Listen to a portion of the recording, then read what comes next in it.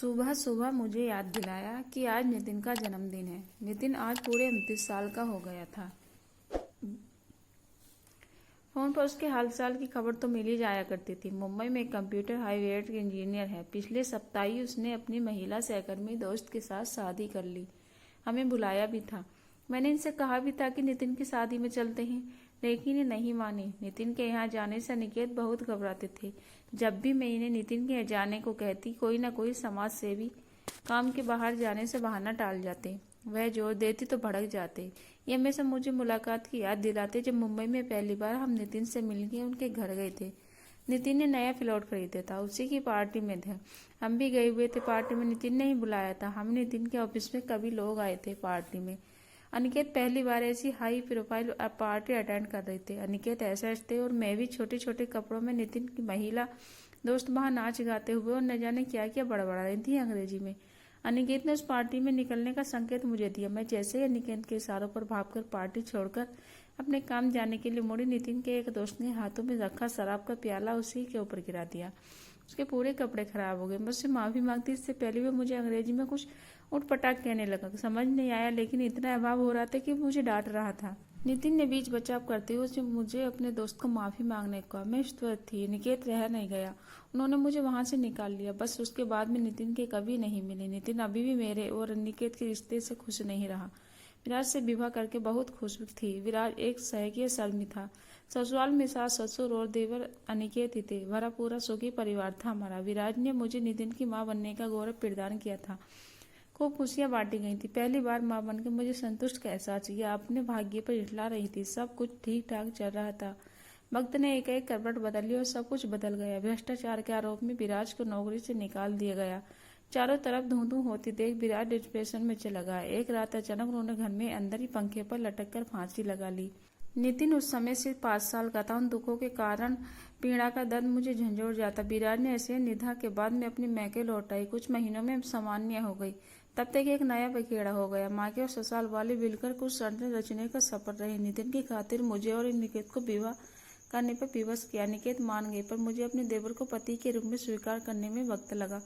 लोग लाश के डर के गांव से निकलकर निकेत और इंदौर शहर में आकर रहने लगे। नितिन की धीरे धीरे समझ विकसित होने लगी। नितिन की मनोवैज्ञानिक एकाएक परिवर्तन आना शुरू हो गया।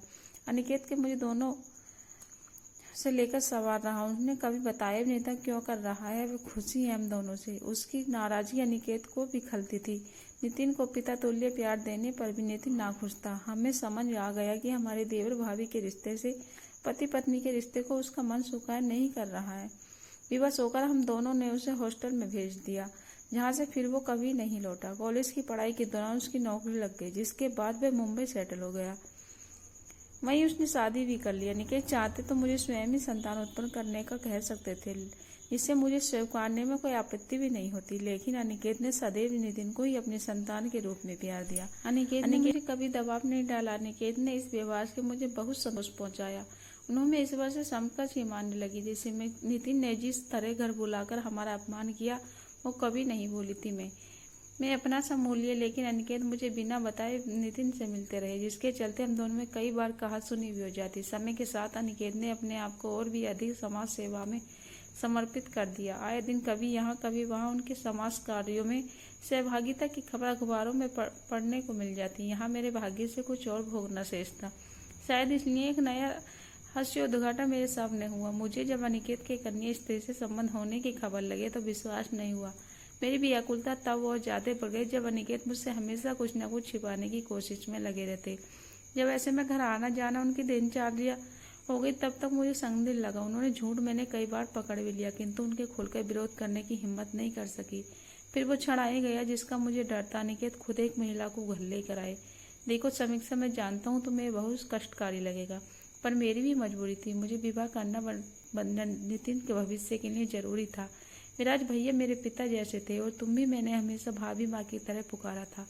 यही कारण कि तुम्हारी रजामंदी के बावजूद मैंने अपने बच्चे पैदा करने का दबाव नहीं बनाया। लेकिन अब मेरी भी निजी आवश्यकताएं हैं और सामाजिक दायित्व है, मुझे निभाने होंगे। मुझे पहली बार ही झूठ बोला और पकड़ा भी गया, तो मैं किसी और के मुंह से सुनने के लिए इससे पहले मैं सच बता देता हूँ। ये सुमन है और इसके साथ में 2 बच्चे हैं, वे मेरा बच्चा है। हम दोनों ने गंतर बिया किया था। मुझे सम्मान से रहेगी। तुम मेरी पहली पत्नी हो, इसलिए तुम्हारा मुझ पे और मेरी संपत्ति पर अधिकार सुमन से पहले होगा। तुम्हारा शेष जीवन में अपनी जिम्मेदारी मैं दोनों को अलग अलग घरों में रखते हुए अपनी जिम्मेदारी को मरते दम तक निभाऊंगा। इसके बावजूद यदि तुम्हें लगता है कि मैंने तुम पर कोई अत्याचार किया है, तुम स्वयं को दंड देने के लिए इतना कहकर निकेत चले गए। सुमन को लेकर उनकी दूध मुँह बच्ची को कुछ देर अपने हाथ में रखने मन जरूर किया, लेकिन सौतन रूप इस जैसे पी लेती। मेरा झगड़ा सुमन और उसकी बच्ची से नहीं था, मुझे खिन तो अनिकेत पर आ रही थी। उन्होंने मुझे यह सब छिपाया और छिप छिप कर ये सुमन से मिलते भी रहते थे। मुझे अकेला छोड़कर कर गया तो मन किया कि अनिकेत की पुलिस रिपोर्ट कर दूं। दो जीवित पत्नियों के जुर्म में उन्हें हवालात पहुंचा दूं। ऐसे में कर गुजरती अगर सुमन मेरे पास न आती। एक दिन सुमन अपनी बच्ची के साथ मुझसे मिलने आई। दीदी, इससे पहले आप कोई गलत कदम उठाए, मैं आपको हकीकत बताना चाहती हूँ। अनिकेत जी ने कुछ नहीं किया। ये मेरा ही दुर्भाग्य था कि घर जवानी में मेरे पति एक्सीडेंट में मारे गए। सास ससुर ने इसका जिम्मेदार मुझ पर ठहराया, मुझे मार पीटा और निकाला, अत्याचार किए मुझ पर। यौवनावस्था में कदम बहके तब पड़ोस में ही एक व्यक्ति के साथ बनाते हुए घर वालों ने मुझे रंगों हाथों पकड़ लिया। मुझे ससुराल वालों ने बस चलन कहकर घर से निकाल दिया। उस समय पेट से हो गई। मायके वालों ने मुझे स्वीकार नहीं किया। तब मौत को गले लगाने के अलावा मेरे पास कोई चारा नहीं था। मैंने हाथों की नसें काट आत्महत्या करने की कोशिश की। उसी समय गांव में स्वास्थ्य शिविर लगाया गया, जहां निकेत जी अपने सेवाएं दे रहे थे। मेरी मुलाकात अनिकेत जी से हुई। अनिकेत जी ने बिना कोई पुलिस कार्रवाई के मेरा इलाज करवा के मेरी जान बचाई और मुझे सांस्कृतिक विधि मेरे पीड़ा जानकर उन्होंने मेरे सामने विवाह का प्रस्ताव रखा। मैंने स्वीकार कर लिया। निकेत जी ने मुझ पर सबके सामने विवाह किया। फिर मैं मुझे शहर ले गई। यही मेरी बेटी का जन्म हुआ। इन सबसे इतने व्यस्त हो गई कि आपको पर्याप्त समय नहीं दे सके। उन्होंने मुझे स्वीकार किया और मेरी बच्ची को अपना नाम भी दिया। हम दोनों माँ बेटी का न केवल जीवन बचाया, बल्कि समाज में सम्मान और अधिकार के साथ रहने का अधिकार भी दिया। यदि आप ऐसे व्यक्ति के विरुद्ध कुछ कानून कदम उठाकर उन्हें सजा देना चाहती हैं, तो सजा नहीं, उन्हें सजा मुझे और मेरी बेटी को मिलनी चाहिए। अनिकेत जी निर्दोष हैं, कृपया उन्हें माफ कर दें, यही विनती से है। कहते कहते सुमन की आंखों में आंसू बहने लगे। समीक्षा का भी मन हल्का हो गया। अनिकेत के विरुद्ध उसके लिए पुनः बदल गई।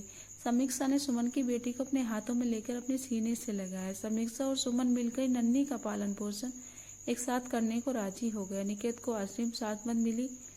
अनिकेत ने सोशल वर्क में समीक्षा और सुमन को सहयोग करने लगी। निश्चित रूप से अनिकेत ने सोशल वर्क को कैसे किया जाता है ये समझा दिया। एक नया आयाम दिया था उसने सोशल वर्क को। अनिकेत एक बार फिर अखबारों में सुर्खियों में था। जब ईसाब और अनिकेत और समीक्षा के रिश्ते की सच्चाई नितिन को पता चली, तब उसने आत्मग्लानि हुई। उसने रहा नहीं गया और नितिन ने इंदौर आना जाना शुरू कर दिया। अनिकेत को पता मानने से उसे अब कोई ऐतराज नहीं था, बल्कि उसे गर्व होने लगा अपने पिता पर। समीक्षा अपने बेटे नितिन को पुनः पाकर बहुत खुश होती थी।